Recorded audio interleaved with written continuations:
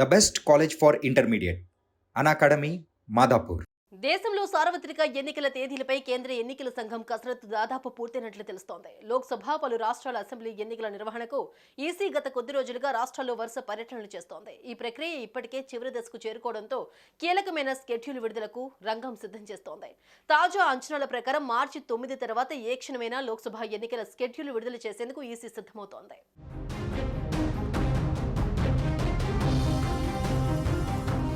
దేశవ్యాప్తంగా లోక్సభతో పాటు ఆంధ్రప్రదేశ్, ఒడిశా, అరుణాచల్ ప్రదేశ్, సిక్కిం అసెంబ్లీలకు ఈ ఏడాది మేలోగా ఎన్నికలు జరగాల్సి ఉంది.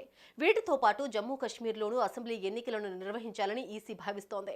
ఇందుకోసం మార్చి 8, 9 తేదీల్లో కేంద్ర ప్రభుత్వ అధికారులతో ఈ బృందం సమావేశం కానుంది. జమ్మూ కశ్మీర్లో భద్రతా పరిస్థితులు, బలగాలపై అందులో చర్చించనున్నారు. ఆ తర్వాత మార్చి 12, 13 తేదీల్లో ఈసీ బృందం జమ్మూ కశ్మీర్లో పర్యటించి క్షేత్రస్థాయిలోని పరిస్థితులను పరిశీలించనుంది. లోక్సభతో పాటే స్థానిక అసెంబ్లీ ఎన్నికలను నిర్వహించే అవకాశాలపై ఒక అంచనాకు రానున్నట్లు తెలుస్తోంది. ఆ తర్వాత మార్చి 2వ వారంలో సార్వత్రిక ఎన్నికల షెడ్యూల్ను ప్రకటించనున్నట్లు తెలుస్తోంది.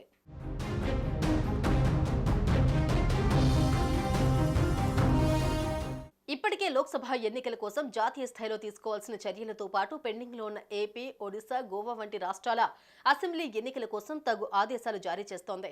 ఇక గత లోక్సభ ఎన్నికలకు 2019 మార్చి 10న షెడ్యూల్ను ప్రకటించారు.